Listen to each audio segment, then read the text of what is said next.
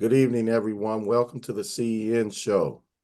I'm your host, Rasaki Mascani, and on the panel this evening, we have Brittany Holmes, we got Cleesta Cotton, Brother Mashinda, Julie Ward, Leo, and our guest for this evening is Ahsa Ahla. And let me say a little bit about Ahsa. I met Ahsa back in the mid-90s, and he's a food nutritional researcher and a very interesting person. I I used to go to his office and get products, and one of the main products I used to get is Blood Neutral. It's a drink, and hopefully he could tell us about it and start making it again because I want some more of it. It's a nice product. Gave me energy. I used to play basketball back then, and so I used to take it before games. But I had lost contact with him for years, and somehow I got back in contact with him, and then I got lost contact with him again. And then when I started doing this podcast, we have team members that come on quite often, and also as a part of our group on the website that we have, Community Education Network.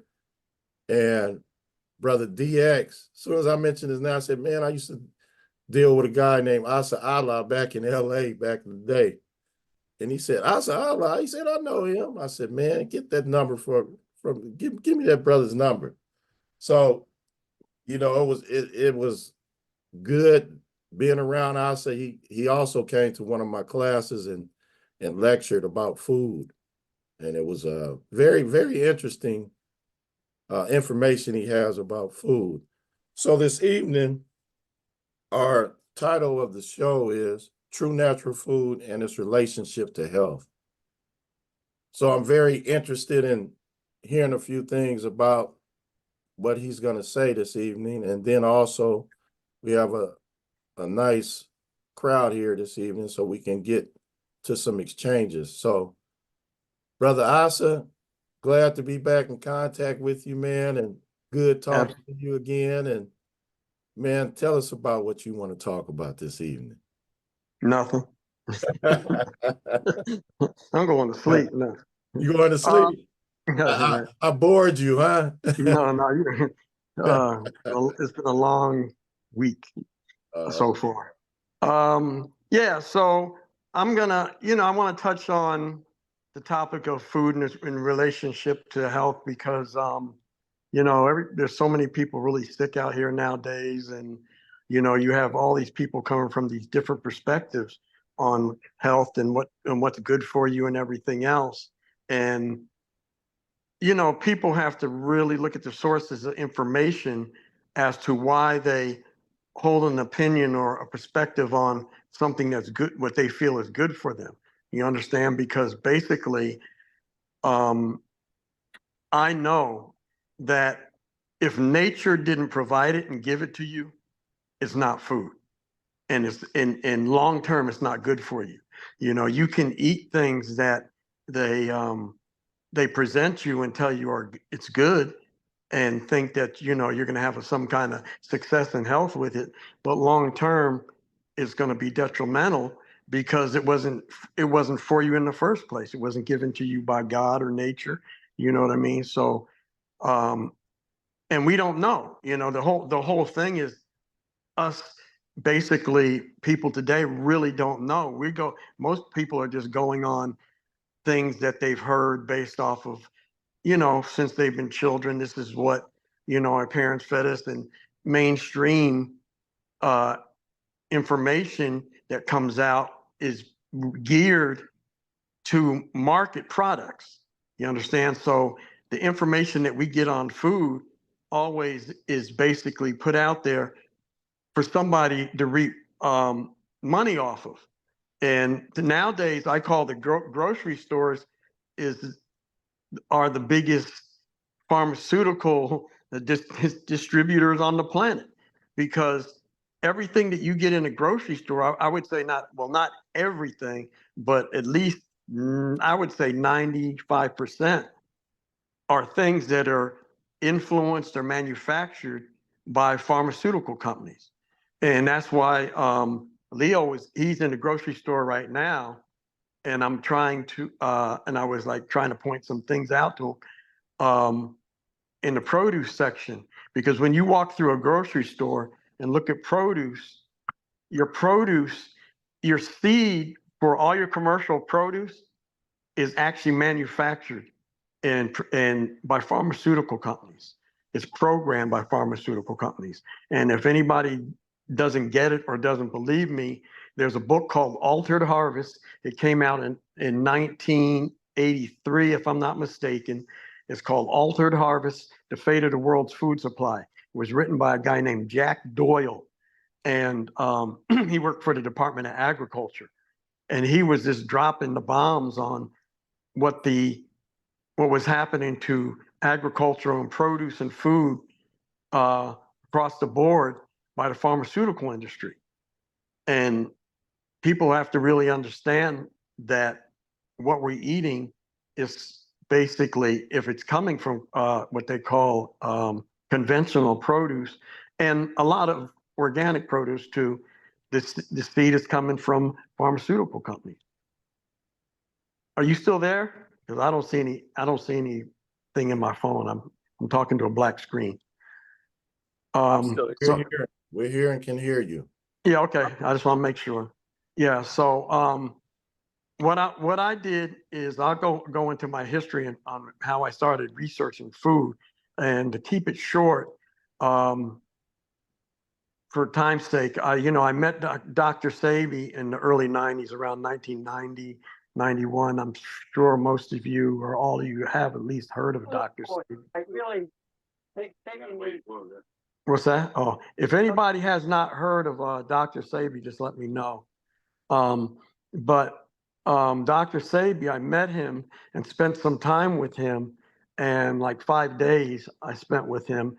And after the 5 days of picking his brain apart, I told him, I said, well, I can't be the herbalist you are. I don't have the ability to travel as extensively as you, but there's one thing I can do. I can research food, and find out if it's natural or not. So I went on this quest to start hey, there's Ifani. I went on this quest to find out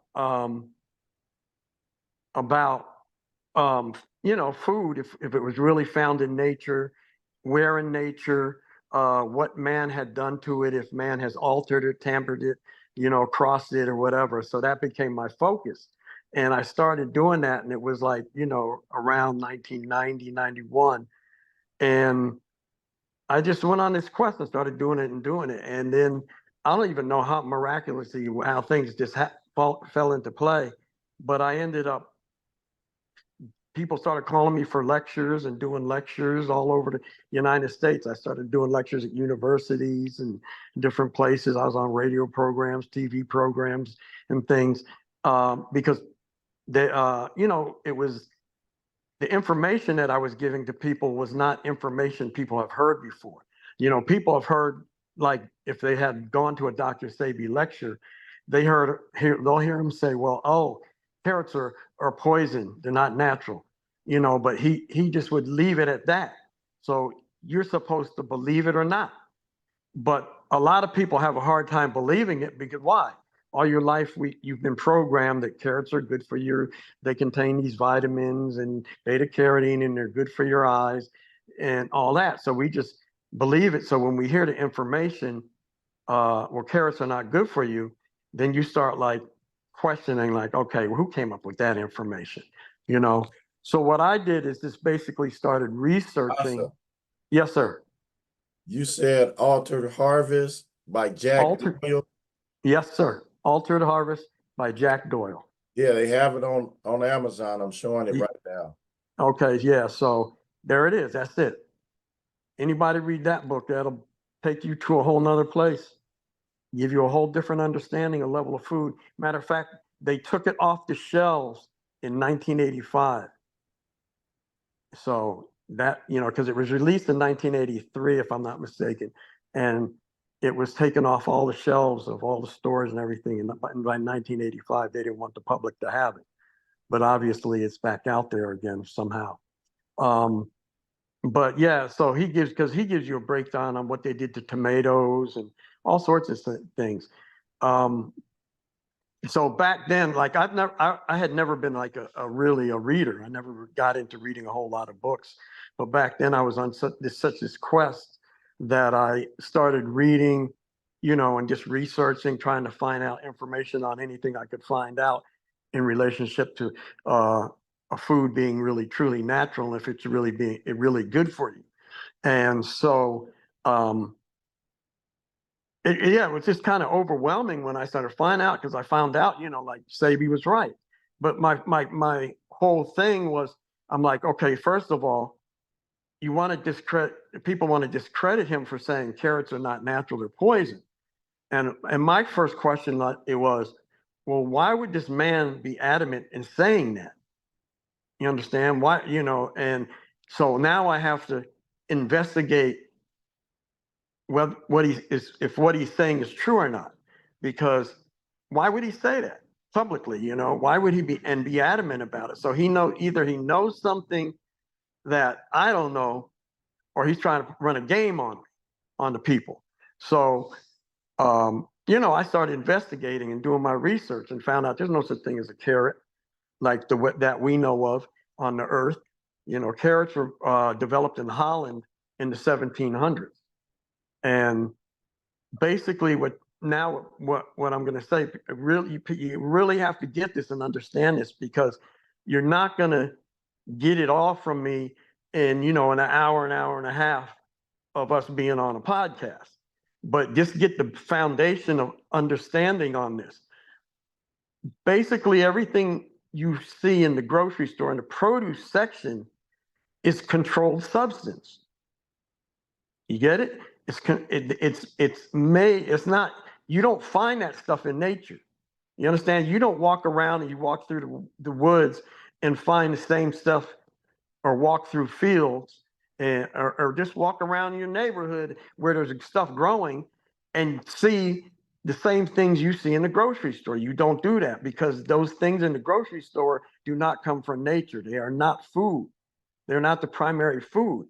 They are put there for us to purchase to keep an entity in power, in business, right? And that's what that whole system of produce in a grocery store is all about. Then they come up with a set of rules and guidelines as to how they market it. Oh, it's good for you. It's natural. No, it's not natural, but they say it's natural. Why? Because it grows out of the ground. But they sell it based off of concepts that people don't even really know what they are. If I ask everybody on the show what a vitamin is, what are they going to say? I'll ask you, what's a vitamin? Can you break it down and tell me what it is? Honestly. Because you use it, I bet you've used it in a sentence in your life. Correct? Yeah, I've been using vitamins basically all my life. Right. And you use it in a sentence, but you don't even know what a vitamin is. But we've been programmed to think and equate that to food in life, and we don't even know what it is. You understand? Because you couldn't even break down and tell me what a vitamin is. I've talked to pharmacists, I've talked to medical doctors, scientists, and asked them to really break down and explain a vitamin to me, where it comes from, how many ions per atom is it, because if anything exists and is real, it's electrical and has electrical equivalent.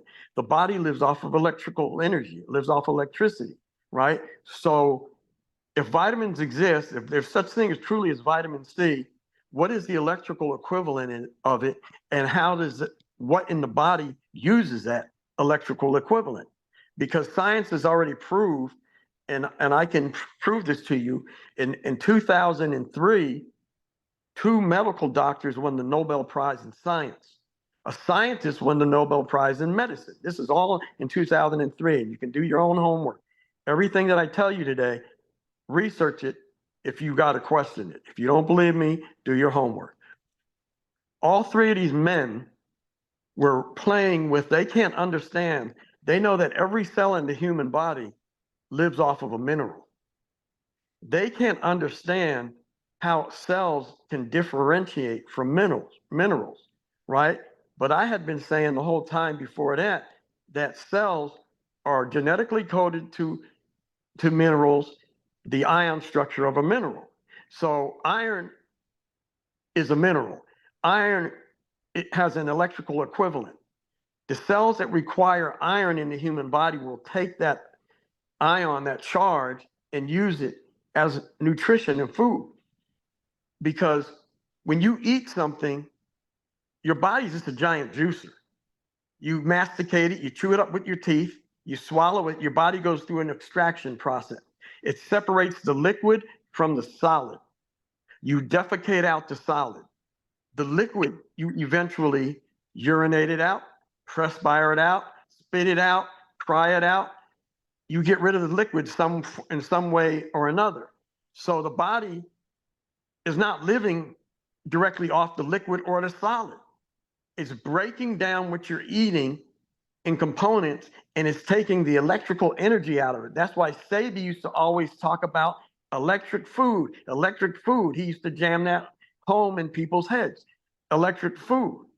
But he never broke it down to give people understanding actually what he was saying when he was saying electric food. You just need electric food because the body's electrical. It's a machine and it lives off electricity.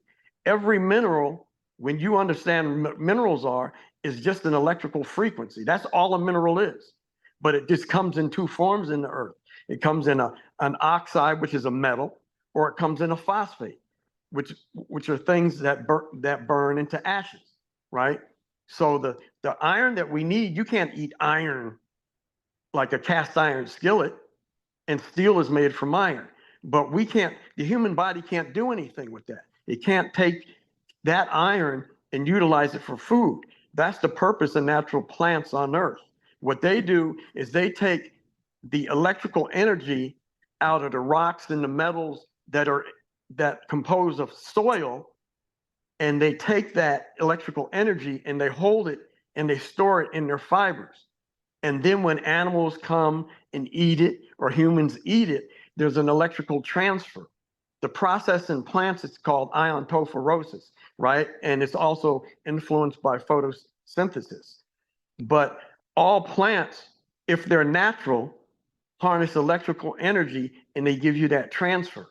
The food that's in the grocery store harnesses some electrical energy, but it doesn't harness enough electrical energy to sustain our bodies on the level that they're supposed to be sustained. That's why people are getting sick.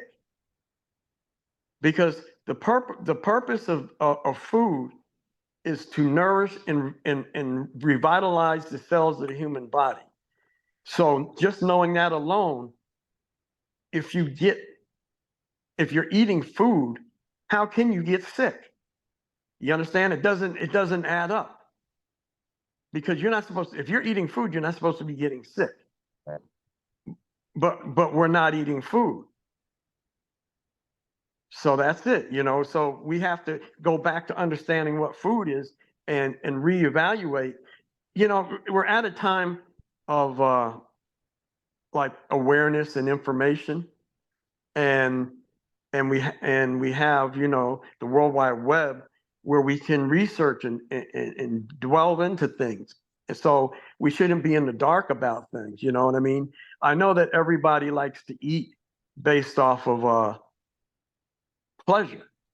You understand? That's what people do. People now, when they go to eat, they go to get something they like. They don't sit there and go, oh, well, I have an anemia, you know what I mean? Or I have this physical pathology. I need to eat XYZ because I know this will help with this pathology. They don't and then they go to the grocery store and go shopping. No, people don't do that. People go to the grocery store and go shopping. Oh, what do you want to eat tonight? Oh, I think I'd enjoy blah, blah, blah, blah. And you eat because you're a palate. So what we have to do is understand that that's all well and good. But if you start suffering from health problems, then you need to change your eating habits to overcome those health problems. Because if you don't, you will never overcome those health problems. You will just be sick, and then you'll go to the doctor who doesn't know anything about what I'm talking about, and they're gonna either dispense some sort of pharmaceutical, which they make billions of dollars off of, and they get paid to administer pharmaceuticals, or they're going to tell you to do something invasive or some kind of surgeries or whatever, or chemo or whatever they do, when it's unnecessary. All that's unnecessary, you know. But that's the system we live in, you know. And I could go into the history of how we got into that system or whatever. Like, you know, I think what we need to do is So I ask them. Go ahead. think it's a perfect time to get into some questions and some. Yeah, exactly. That's what I was just getting ready to say. Okay, well, good. We on the same page. You gave us some information there that can fuel the conversation. So now, Asa, since I've known you, I've been dealing with natural herbs and things of that nature, and supposedly eating things that's good. But you know, I think along with with getting information about what we really should be eating and making that transformation, it becomes I know when dealing with another naturopathic doctor, we talk about lifestyle changes. So people actually have to change their life, and then it becomes a mental thing, a psychological thing, because our surroundings is very powerful, and how we were raised and our habits are powerful. So along with knowing what we should be truly eating, we have to change our mentality in our lives. I just want to make that comment. So what I want to do, we have a tremendous amount of people here this evening. If you have a question or a comment for Brother Ahsa, please raise your hand if you're able to, if you know how to do that feature of raising your hand. It's at the bottom of your screen. So, or I could go around the panel.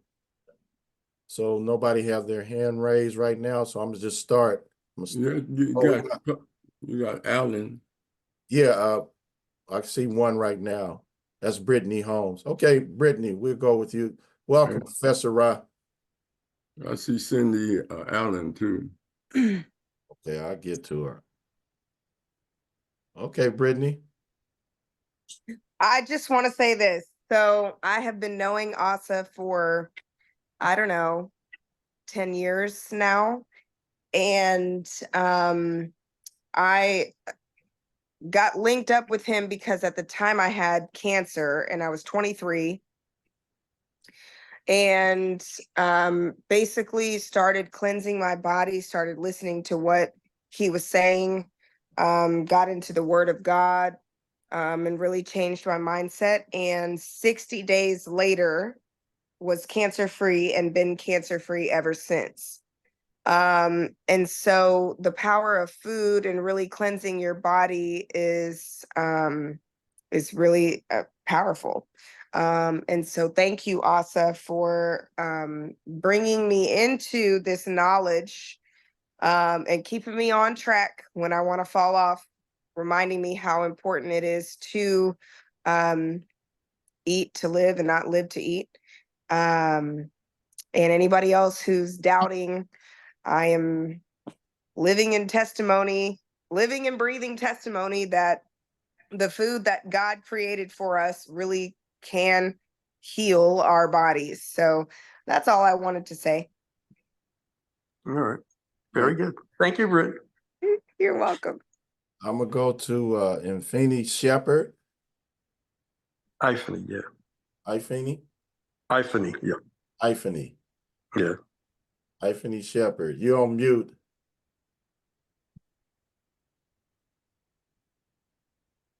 I don't know if she can unmute. What's going on, Ifany? You're muted somehow. Unmute. Oh, okay. There you go. Hi, how are y'all doing? I'm good now. Um, my question would be, how do you incorporate this type of liberty into regular people's liberty? I get people asking me a lot of questions all the time about food, health and wellness. I kind of meet them where they're at. And I always say that at whatever level you are on, there's different steps, different phases, and just do the best you can. But how would you really come to help someone grow into this natural liberty? Okay, that's a good question. All right. So everybody, yes, like she says, everybody's going to come and they're going to be at a place, a state where they are. And some people are going to be able to commit more to a harder regime than others, right? So you got to know where people are in this. But it's really all about education. It's an educational process. So you got to work with people, where they are and kind of just see how committed they're going to be. And so with each person, it's kind of a hard question to answer because with each person, it's different. I've had people that come in. I had one sister. I sat down with her, who had tumors, and I told her what she needed to do, and I checked in on her like a day or two after I had met with her, and I said, "What are you doing? How you doing?" And homegirl was like, hadn't eaten anything. She was just doing a water fast. I was like, whoa, slow down a minute. I said, you've never done fasted like this. I said, you shouldn't just go straight hardcore for 30 days trying to do a water fast. I said, nah, because your body's not used to it. And there's something called auto intoxication. Once your body starts discharging toxins, if it does it too fast, where your body can't eliminate them properly, you could poison yourself, right? So you don't want to do that. So you got to understand, you got to take people in this process, basically where they are. You got to feel them out and see where they are. But I want to make this point real clear that I tell everybody nowadays, because pretty much everything we eat is pretty tainted to some degree or another. Some things are worse than other things. So the key is you want to still be able to eat. You still want to be able to enjoy what you eat. But the key to the whole thing in health is cleansing. You have to learn how to clean your body out, right? You wash your body on the outside, so learn how to wash your body on the inside. You take a shower every day and wash your hands, you wash this and that, but most people don't even consider or think of, oh, you have to wash your inside out because you're putting garbage in. The body is a healing mechanism. The body is the most divine living entity that we know of. There's nothing more supreme than the body. It heals itself. It was made and designed to live indefinitely, but it's because of information and education that it's being compromised, and we're in the state that we are in today. Everybody knows if you get a wound, a cut, what's the first thing you do? You cleanse it, you clean it, right? And you take care of it and keep it clean, keep your eye on it, and the body does what it has to do to take care of it and heal it, right? So you need to do the same thing on the inside of the body. If you're not even suffering from any physical ailments, you don't feel any issues or anything like that, you still need to periodically for a week so do a hardcore fast and cleanse your body out. The body needs to be cleansed internally. It's a simple fact. There's no getting around it, and you can play, not believe it, or whatever you want to do, but that's the reality of things. If you don't learn that, sooner or later, something's going to get you. It's like when the COVID thing came around. I mean, for me, it was nothing. It was no, I didn't give it really any energy, but of course, people are coming to me and, having problems getting it and everything else. And I do know people that passed away from it supposedly. And but it's about, if you know how to cleanse, keep yourself cleansed, you know how to hydrate, keep your colon clean, keep your body clean internally, you don't have to worry about these things. Even if you do get something like that for a little while, I mean, your body's going to deal with it, get rid of it, and life moves on. You understand? So it's an educational process, you know, everything. So like what I do with teaching people and telling people about the food that we eat, it's basically letting people know so that they can control their health and control their lives. Because if you eat garbage every day, it's going to get you every day. But if you eat garbage once a month and you know that it's garbage, you're conscious of it, then basically you control your health. You're in control of it. So it's all about knowing what you're putting in.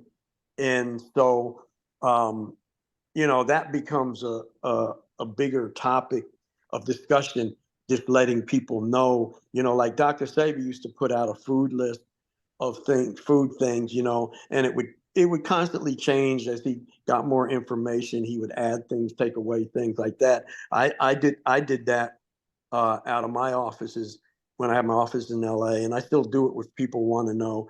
I'll give them a basic food list of things that I know are not so bad for you, things that are actually very good for you, great for you. Really, there's so much food out here that grows out in nature, but you know, we just don't know. Like I'm getting ready to do a fast off of a plant called plantain, not the fruit plantain, but there's a plant that grows plantain. There's two varieties of it. There's plantain, Plantago mayor is one of the botanical name. The other one is Plantago asada. And I'm going to do a fast on it because I see it growing like everywhere. Every day I'm walking around and I see it growing everywhere. So I'm going to start picking it, you know, and cleaning it and put it in my juicer. I'm going to start juicing it and eating it for maybe a month or so. Just do that because I know that that's food, you know. So yeah, so the whole thing is basically letting people know, like if people have any questions on any specific foods, feel free to ask me. Because there's a lot of stuff out here that we think is okay for us, but it's really not. And a lot of the things that we eat, like I'm gonna go back to carrots. I'm just gonna use carrots as an example. A lot of people think carrots are okay, they're good for them and all that kind of thing. No, carrots are not good for you. Carrots are a destroyer of red blood cells. But the problem, the issue is that they do it so gradually. They convert into the body into carbonic acid, which depletes the blood of oxygen, right? So if you get cancer, for instance, you get some type of cancer, and someone tells you, "Oh, just go on a carrot juice fast." The chances of you getting rid of your cancer on a carrot juice fast are probably at least 80% you'll get rid of it. Because the toxicity of a carrot is minute, right? So what'll happen is you go on this carrot juice fast, you have stopped all the underlying causes that gave you the cancer in the first place. So now you've put your body in a position to heal itself and reverse it, even though you're drinking carrot juice every day, right? So now you can attribute your cancer being gone to the fact that you went on a carrot juice fast and you attribute it to carrots. So now your life, you're eating carrots every day, drink carrot juice every day or whatever. And now 20 years down the road, you start having some other health complication and you would never attribute it to the carrot because the carrot got rid of your cancer 20 years ago. So you would never think that the carrot has caused this because you've put so many carrots in your body for 20 years consistently.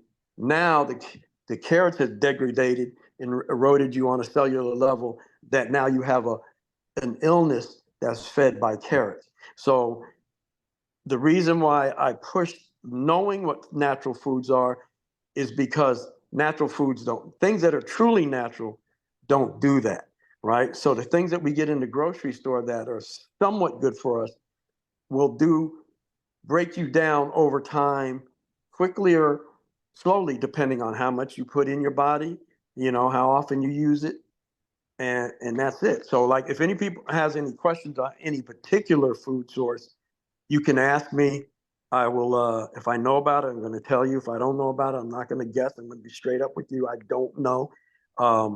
But majority. I have a question. So let Go me, ahead. excuse me. So All right. let me continue to go around, and I want to get certain people in here because a lot of people are kind of new.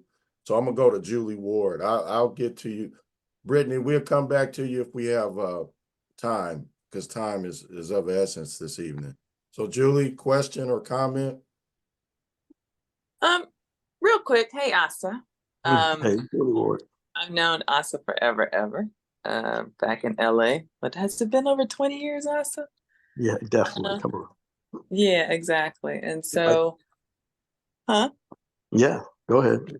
Yeah, and so I had a question for you, which is, something the difference between, and I feel like I know this, like GMO is obviously messing with the seed, but then there's like hybrids, right? Because when I was growing tomatoes, I'd let 2 tomato plants go to seed, and I had a red vine tomato plant and an heirloom tomato plant, and I let them go to seed, and then when they came back up, I had a tomato that was a red vine on the outside, but heirloom on the inside, and heirloom on the outside, but red vine on the inside. And they were the sweetest tomatoes, but obviously I didn't do anything. Like that was nature doing its work, right? So like the difference between, and when we talk about GMOs, I get it. You're splicing seeds, you're creating something.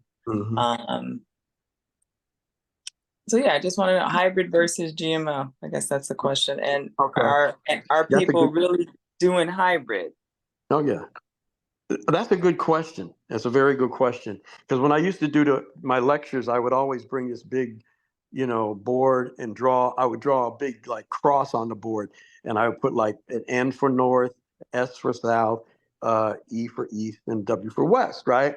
And then I would put different plants and animals that existed in certain environments that are natural. Like I'll give you an example. You have, I'm going to use animals. That's probably easier for everybody to see this picture. So you have an antelope or a gazelle. Those live in what? The southeastern hemisphere.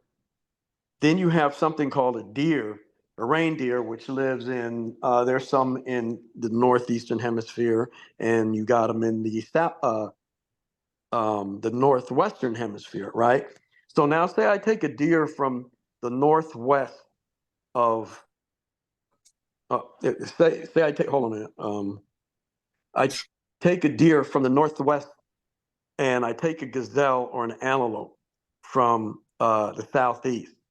And each of those two animals divinely, by nature, God, has been placed in specific geographic environment to support the cycles of life for that environment. They add to the whole cosmic arrangement of that particular environment, right? They have divine purpose in that environment. They don't belong anywhere else. So I take those two animals from two different hemispheres, and I take them to Europe and find a way to crossbreed them, right? And I come up with a new animal. Or if I do that, say I even do that with plants, right? So now I created this new entity in a new life entity in a plant or an animal. What is that entity's divine purpose? Because everything that was put here by divinity, by God or nature, has a divine purpose, to support the whole cosmic arrangement. This isn't a haphazard, chaotic thing that we're living in, that we're a part of. You understand? This is a supreme intelligence and everything is about order. So, people think this is like chaos, they're crazy. So when you create a new entity by doing something that would never happen in nature, like certain two plants that would never meet ever in nature, and you take them and introduce them to one another and they create something. What is that plant's purpose, or what is that animal's purpose for to support life? And then where is it supposed to be geographically on the earth? You understand what system is it supposed to support? And I'll give you a perfect example so that you can see this. Carrots, so I'm using carrots again. Carrots are not natural, right? There's nowhere that a carrot that we know of exists on the planet Earth in nature. This doesn't. And there's 100, I can go through a list of many other things that people think is good for them, garlic, ginger, that have no place on Earth, right? They weren't here.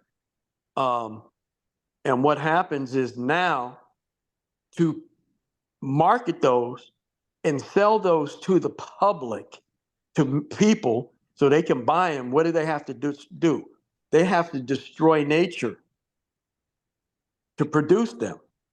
And I used to tell this all the time in my lectures. I say, every time you eat a carrot, you're supporting the destruction of nature and the life cycles of a specific geographic environment that carrot was placed to grow. And people used to get mad at me and go, what are you talking about? And I say, listen, carrots aren't found in nature. So to grow a carrot, what do you have to do? You have to destroy something that already is growing in nature so that you can plant your controlled substance so you can sell it and market it to the world as being good for you. You get that picture? So that's my whole point. Like, so when you asked me the question about where you took some tomatoes, one of the things I used to show people is what a real tomato is only about the size of a dime. It's a berry. And the only place geographically that they grow on Earth naturally in nature is Central America. That's where they come from.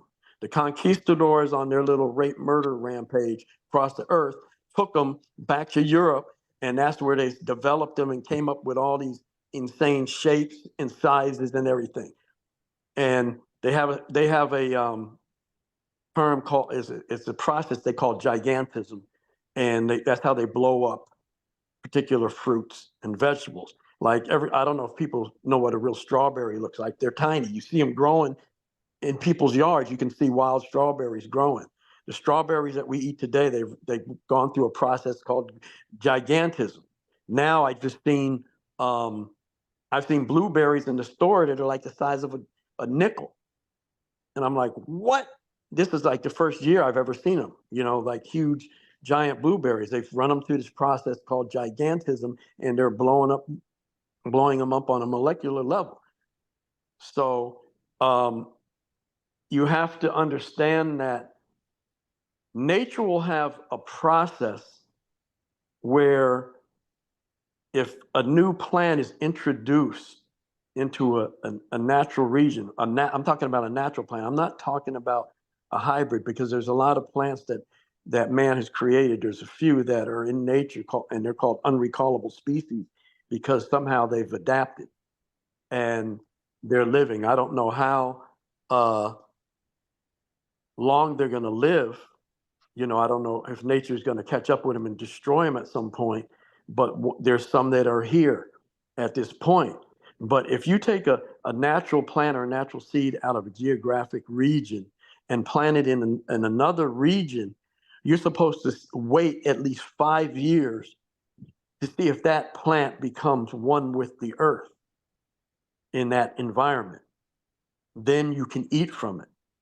But the way that we know, it's like, I'm friends with a lot of the farmers and gardeners in the communities from LA to Atlanta, a bunch of them.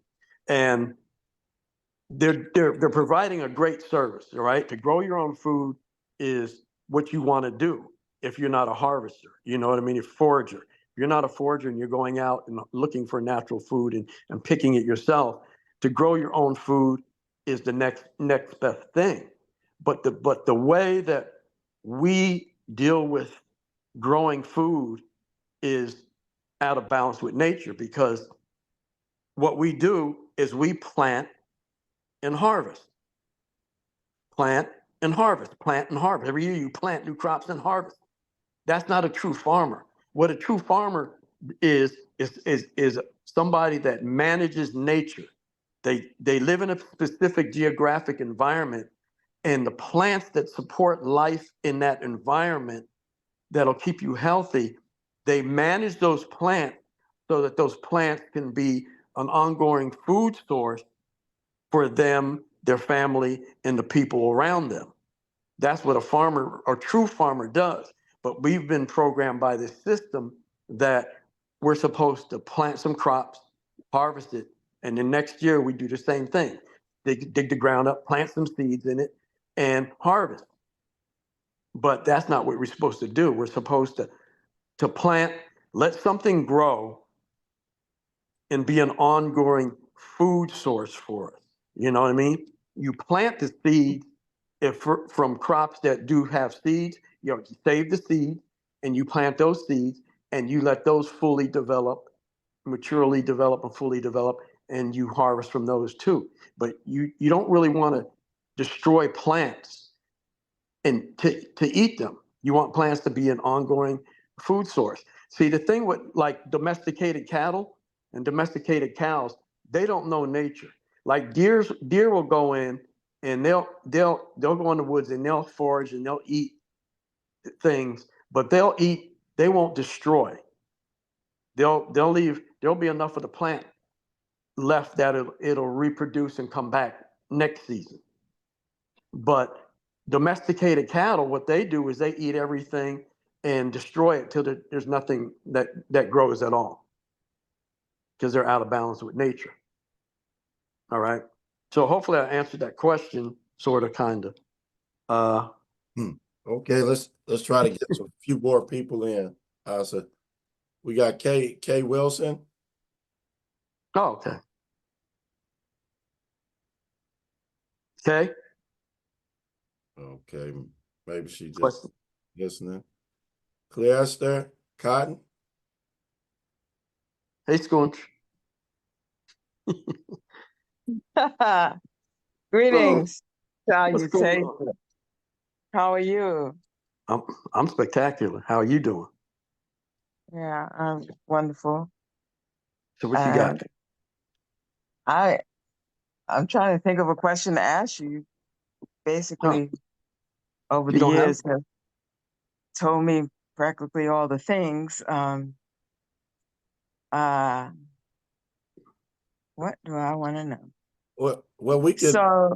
So food forests, where plants actually live in harmony and continue to grow, and you manage them.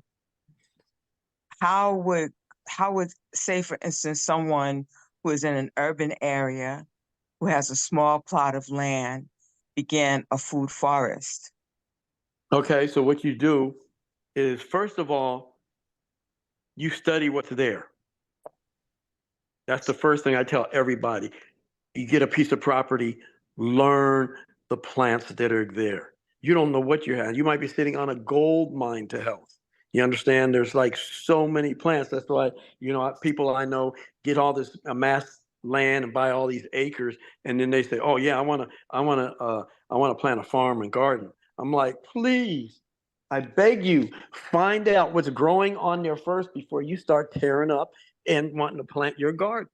You have to understand what's there first. I mean, you could be sitting on something, that'll get rid of every cancer that exists, and you don't even know. So that's what you want to do first, right? You want to find out what grows on your land that's life supportive, what it does. Then once you find that out, you either work on the development of that, right? And so that can be ongoing and be a food source, and then try to find, somewhere else. Or the whole idea is managing so that you have that. And then if you want to have your other stuff that, you want to grow for your pleasure and, just because your palate wants this or whatever, then you grow that also. But you got to study the land, find out what's there, and find out what you can remove and what you can't, and then you manage and plant the things that you do. But you always want to find out in any environment you're in whether the most dynamic plants that are there that are life supportive, and you want those to be part of your routine, your regime, your garden, your farm, whatever. You want those plants there. So hopefully that answered your question. Thank you. Absolutely.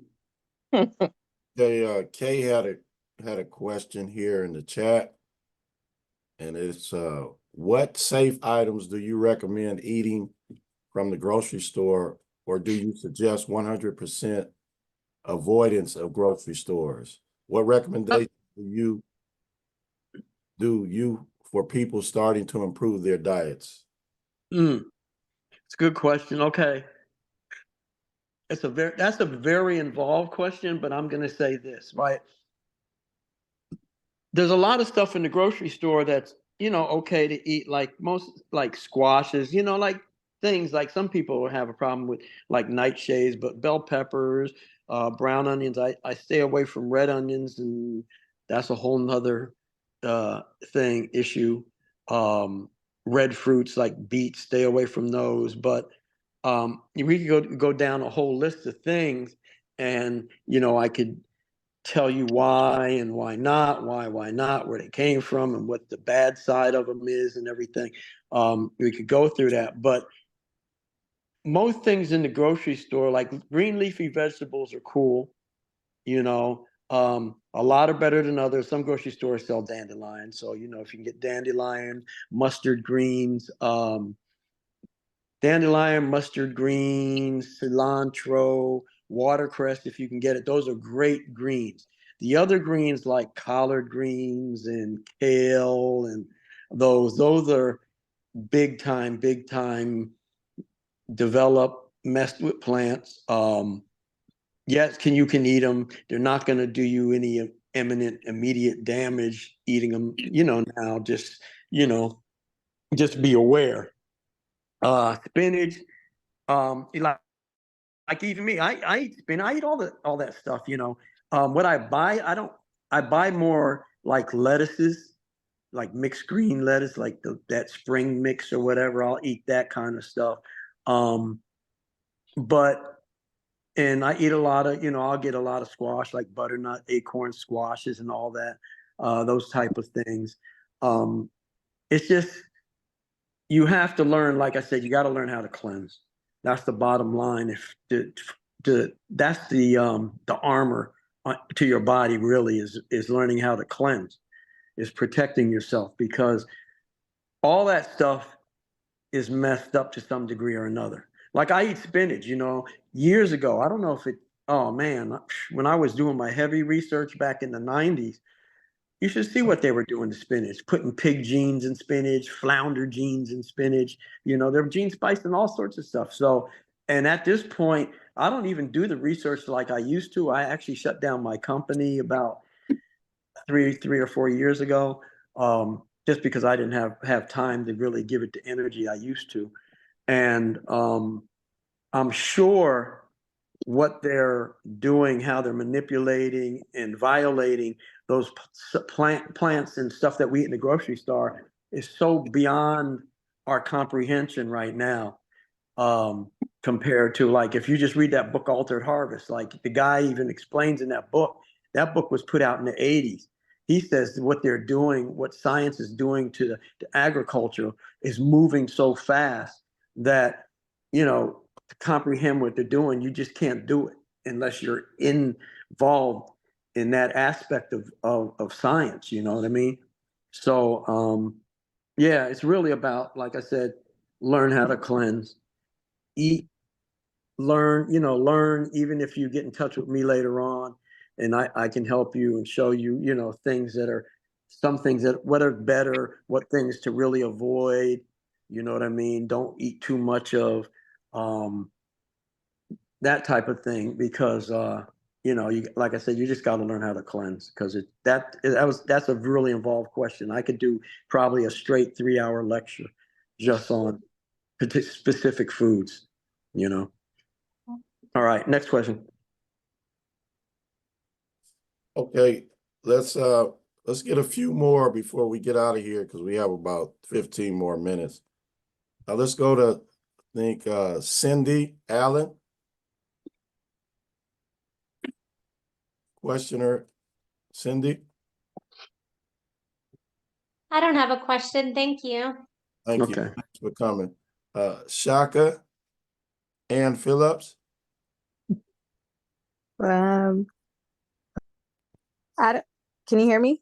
Yes. I hear you. Oh, I don't have a question. I'm just soaking up all the knowledge. But if I do, I'll put it in the chat. Thank you.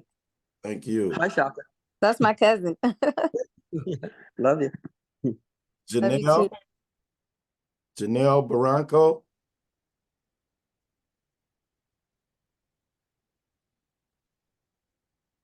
Okay. Greetings. Hi, I don't have a question either, but thanks for the shout out. And hi, Ifany. Thanks for coming. Okay. Brother DX. Brother DX got me back in contact with Ahsa. Uh-oh, I'm in trouble now. Brother, Peace and blessings, man. Yes. I'm just elated at the conversation. I'm just really soaking in all the information. Thank you so much. As usual, you are like the vegan's worst nightmare. And thank you for being such just when you think you got it licked, man, it drip all over you. You've always brought that information, man, whenever I meet you and see you and talk to you. So thank you. You are now officially the Minister of Agriculture for the Royal Council of the Most High. Thank you for your information, for your dedication. You have dedicated your life to bringing this information forward.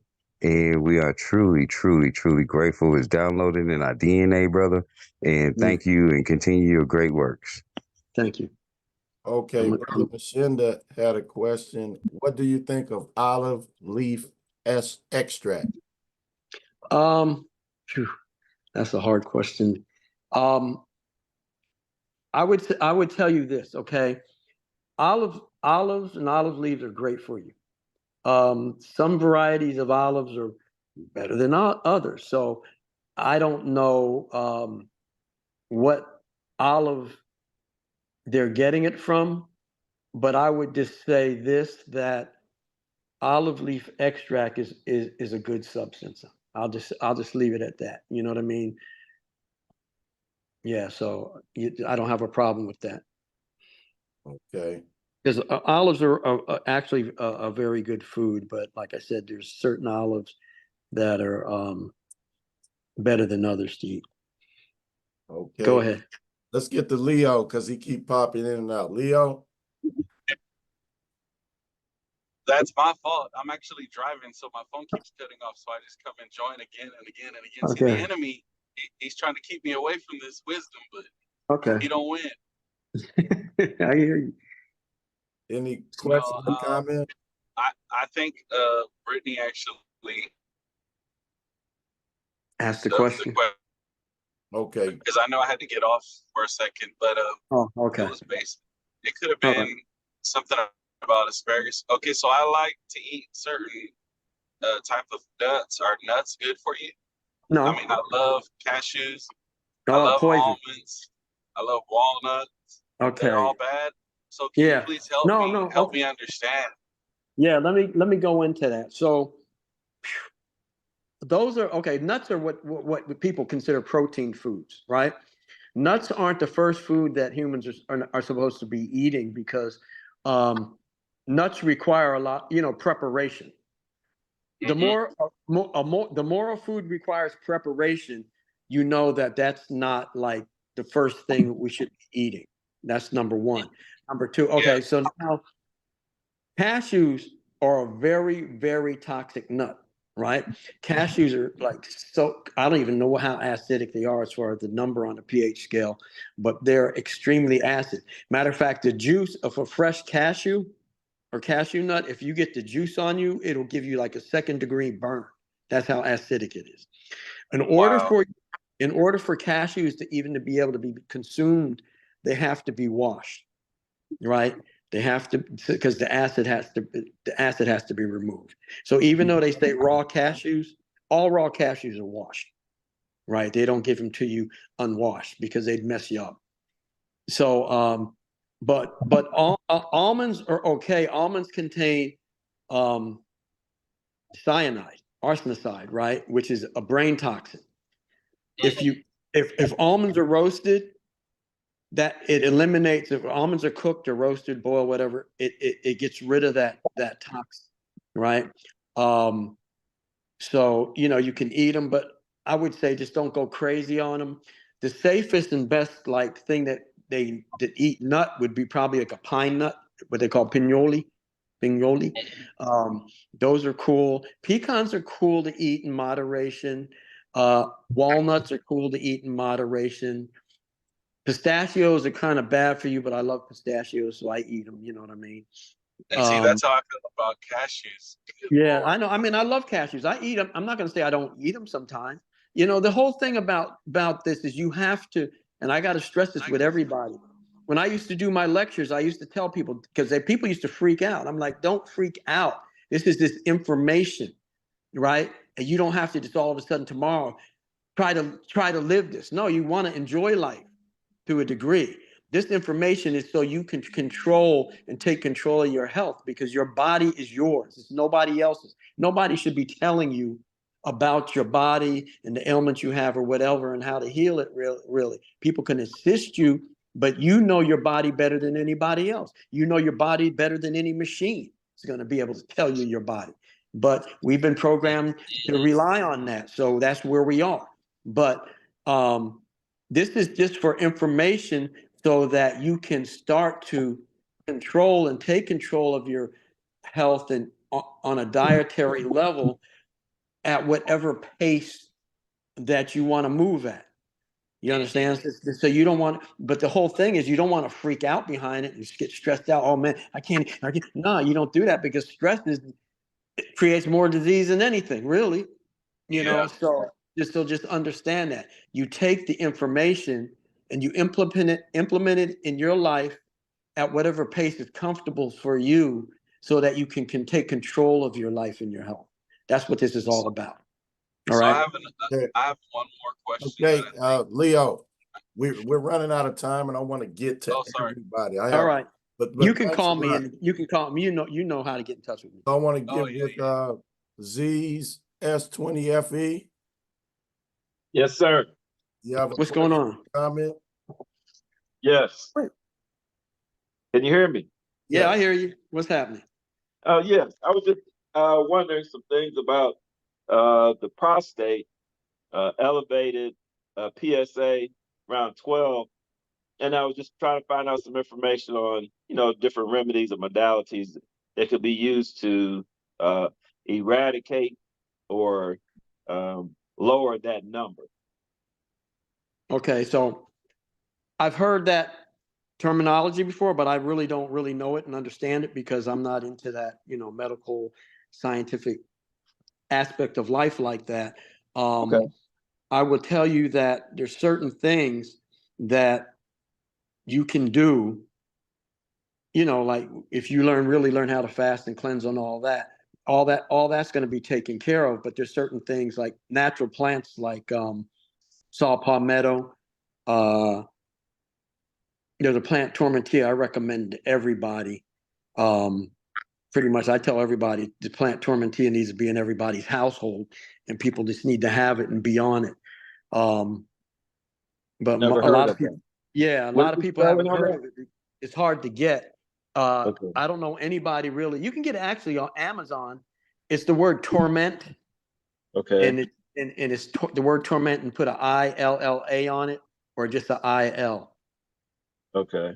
Tormentil or tormentia. Okay. It's an amazing plant. an amazing plant. I've used it for all sorts. I started using it experimenting in the 90s and was having so much success with it that I've been dealing with it ever since. Matter of fact, I was getting ready to, I have to order some for today.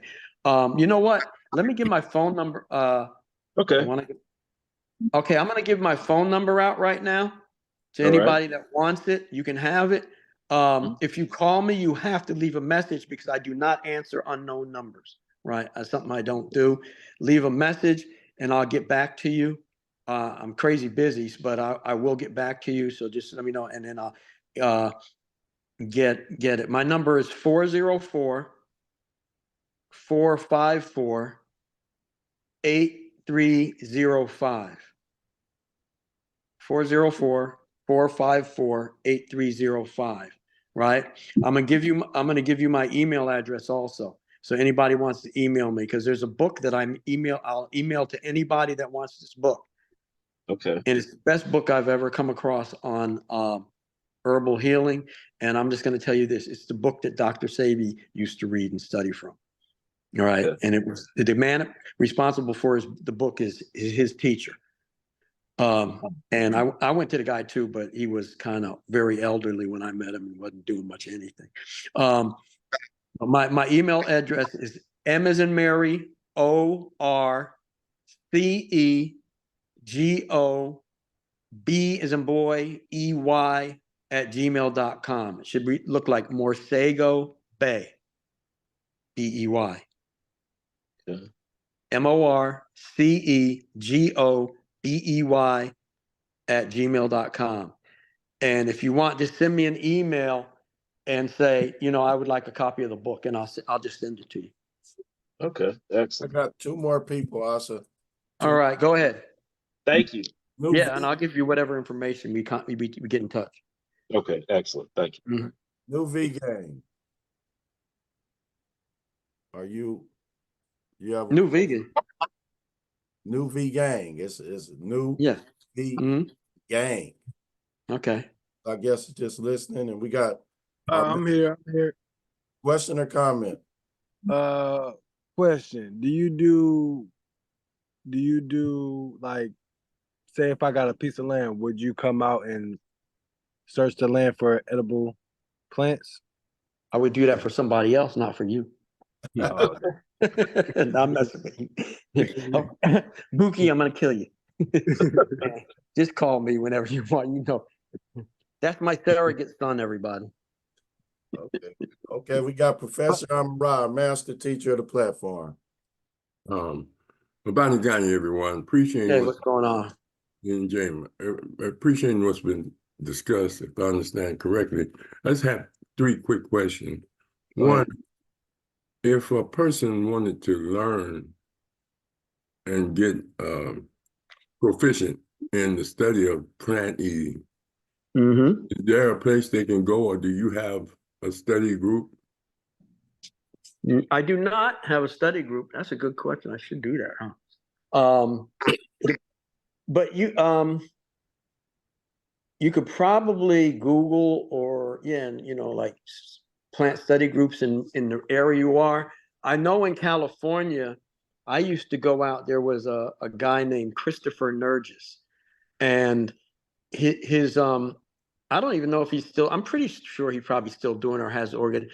His website was selfreliance.org, and what he would do is he would on the calendar. You go to his website, and you look and he has a calendar, and he tells you on the calendar where he's going to be on Saturday mornings at like 7:00 in the morning, and you show up there, and you pay him like $15, and he takes you on this like romp 3 hours through wherever he is. Sometimes he'll do it in like right downtown Los Angeles. And what he does is you just canvas and walk everywhere, and he identifies like every plants popping out of the sidewalk, in fields and alleys, whatever. And he identifies them, and he tells you all about it. He lets you know if they're edible and what they're good for and all that. right? But every weekend he goes to someplace different. He goes into nature reserves, into mountains and everything. So you'd have to just look and do that. That was in Southern California. This guy was, his name was called selfreliance.org. I know I've heard of people in like, I'm in Atlanta, so that do that, but I guess it would just be kind of doing the research and trying to find people that do that, because I know there's people all over, probably pretty much everywhere, that do the nature walks and stuff like that. Okay. We need to probably, I need to research that and probably try to put it like a little directory. Yeah, and appreciating that answer. The next question is, when it comes down to organic vegetables that they say are in the store, are there any reality to what is called organic? That's a great question, man, and I can give you a straight answer. No. Okay. You know why? I'm going to tell you why. Because first of all, what does organic mean? It just means the soil has living organisms in it. That's basically when you understand what organic means, that's what it means. But people that grow produce organically in the United States are allowed to use certain chemicals for fertilizer and certain pesticides. There's certain ones that they are actually allowed to use. Everything that you see that's labeled organic is not like pesticide and fertilizer free. You have so that's the difference between organic and conventional. Organic has, I think it's 5 years that they have to not put any like conventional pesticides and fertilizers in the soil, and then they can get an organic certification. The other trick to organic certification also is you pay for it, right? So the farmers that get organically certified, they actually are paying for that certification. Like I used to go to the farmers markets in Southern California all the time when I was living in California. And I would speak, I like knew all the farmers, their growing practices and everything. And many of them there were actually grew their produce organically, but they weren't willing to pay for the certification. So they would come up with different names. I don't even remember. One of the guys had some kind of different name for how he grew it to let people know it was like organically grown, because he couldn't say organic. You can't claim organic without paying for the certification. All right. But just to know, I'm concerned more about things being natural than organic at this point. You know what I mean? All right. Hopefully. When it comes to cleansing, is there a formula for how many days or when you should cleanse? And we had Dr. Goss out here in Compton, California. Yeah, I knew Dr. Goss. And he always recommended CKLS, which is he has his own land in Arizona. And, Yeah. I know all about it. And then he said drink some olive oil and take 10 CKLSs to cleanse. But my question is, do you cleanse all the time, or do you just once a month? I mean, I know it may depend on what you're eating, but yeah. What is your formula for? Okay, it's not really my formula. It's really everybody has to come up with their own personal formula based off of their lifestyle and what they can do and how committed they are and everything else. So I tell people this, like I'll use myself as an example.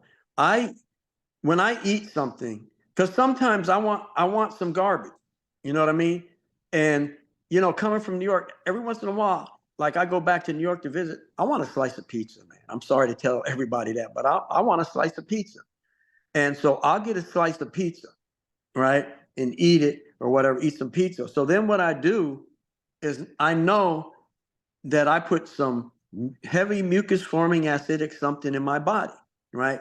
So when I get home, first of all, I'm going to overhydrate. I'm going to make sure I'm drinking a lot of fluid, because you're eating a lot of starch and some cheese on it. And then what I do is I take some herbs, like whatever your preference is. to clean your bowel, CKLS, whatever. I used to make one called Ultra Cleanse. I got to probably start getting back into making it again. But you know, some people I know do like smooth move tea. There's all sorts of things because you definitely want to have bowel movement. And then I used to not be like when I was rolling with Dr. Sabi, I used to be like anti enema. But now I'm totally pro enema because I realize how vital it is for your health and your immune system to function, keeping your colon clean, right? So I tell people get into the habit of learn how to do enemas. You know what I mean? Learn how to do them and do your enemas, you know, as often as you can. Colonic irrigations or whatever, because you got to clean your colon. That's number one. Number two, you have to learn how to fast at least 7 days. I would tell you at least 7 days. You got to learn how to do a liquid fast, not putting any solids in your body. At minimum, do 7 days. So you work up to that gradually. You start where you start, wherever you can, and then you go for it. You're gonna get some people. You're gonna get headaches. You're gonna get listless and tired and all that kind of stuff at some point. Work through it. Just know that that's gonna come, and so you just work through that and develop the habit of being able to cleanse. Because I tell people at least uh, at least 3 to 4 months out of the year, you need to do a real serious fast and cleanse for at least a minimum of 7 days. You know what I mean? Once you get into the habit of doing it, you can go longer. You know, when you get comfortable with it, you go longer. The longer, the better. You know what I mean? If you get sick, like I was talking to a woman today I bumped into, and she told me because she has like these severe migraines and has a whole bunch of health issues. And I was talking to her today, and she told me she started getting into fasting, and since she did her last fast, she hasn't had a migraine. And she used to have migraines all the time where she was bedridden all the time. And so now she's learning how to do it. And that's what you have to do. It's just a process that you have to learn how to do it. Try to find a book like Rational Fasting by Arnold Ehret or The Mucusless Diet. You can pick up, there's a lot of people that write books and do books on fasting and everything. So, you know, it's just, but you got to do it at your pace and find out how it works in your lifestyle. You know what I mean? Mhm. Hopefully I was good enough answer for you. Yeah, the issue is some people say, you know, our parents years ago say drink prune juice or eat a prune, help clean you out, and some people eat avocado, and that helps them. But my point is there a plant that you recommend for cleansing, not just a something, you know, in a pill form or capsule form that you think will work on humans' bodies? I know everybody's different. Yeah. But okay, so I'm not gonna. I can't say like there's one plant you take for a total body cleanse. You know what I mean? I don't know of like any one particular plant. Like you're saying, like prune juice. I sometimes I'll do prune juice. You know what I mean? Like if I know I ate a bunch of junk, and I know I really need to cleanse. I'll either get prune juice or black cherry juice, right? And I'll get a quart of that juice, and I'll just drink a whole quart straight. And boy, that blows me out like there's no tomorrow. But as far as one particular plant that's going to give you a whole thing, that's why, you know, herbalists put formulas together like CKLS because it gives you a broader range of cleansing. Because when you detox and you want to cleanse, you want to go into your blood. You understand? You want to go into your central nervous system, your lymphatic system. You want to work on all the functions of the body. Fasting does that. The longer you fast, the deeper it goes into you on a cellular level and cleans you out. But you know, the main thing is you definitely want to clean the colon out. And the colon should be like an ongoing process. There's a book that this guy, what was the guy's name? did Norman Walker write that book? I forget. It's called Tissue Cleansing Through Bowel Management. You need to check out that book. Tissue Cleansing Through Bowel Management. I used to when I used to do the lectures, I used to use the photos from that book as blow-ups to present and show people what's inside of you, in your colon, stuck in your colon, because everybody has old waste in their colon. There's just no getting around it unless you do like insane, extensive colon cleansing. There's stuff in you that's been in you for years that's in your colon, so it's just a process to get it out. You got to work at it. But fasting and cleansing is the key. All right. Right. So that's. I just want to thank you. Say the grains of sand on the ocean floor. Just don't compare it to the many things that we appreciate your knowledge, your wisdom, your effort to try to get people to be more disciplined and more not afraid to try different things to cleanse their bodies and cleanse their minds and their spirit. So we want to thank you for being part of this show, and it was just a rather deep and courageous discussion. Thanks. Thank you. I appreciate you. Right. So we have to take our pause this evening. Brother Ahsa, I appreciate everything, and we definitely want to get you back on. You brought a nice crowd, and people had good questions, and we need to do more of this. We could go longer, but we have a tutoring session coming next for one of my nieces. So I appreciate everybody coming out tonight. Next week, we have Brother Chawara, and the topic is the new faculty of thinking, part 2. So Brother Chawara's out there in Atlanta with you guys, some of you guys that's in Atlanta. And Professor Rob, we have anybody for next Tuesday? Let's see if the Mayor Compton can come on. If not, we have a news forum. Okay. All right. So thanks a lot, Brother Ahsa, and stay on for a minute. Thanks for coming, everybody. Have a good evening.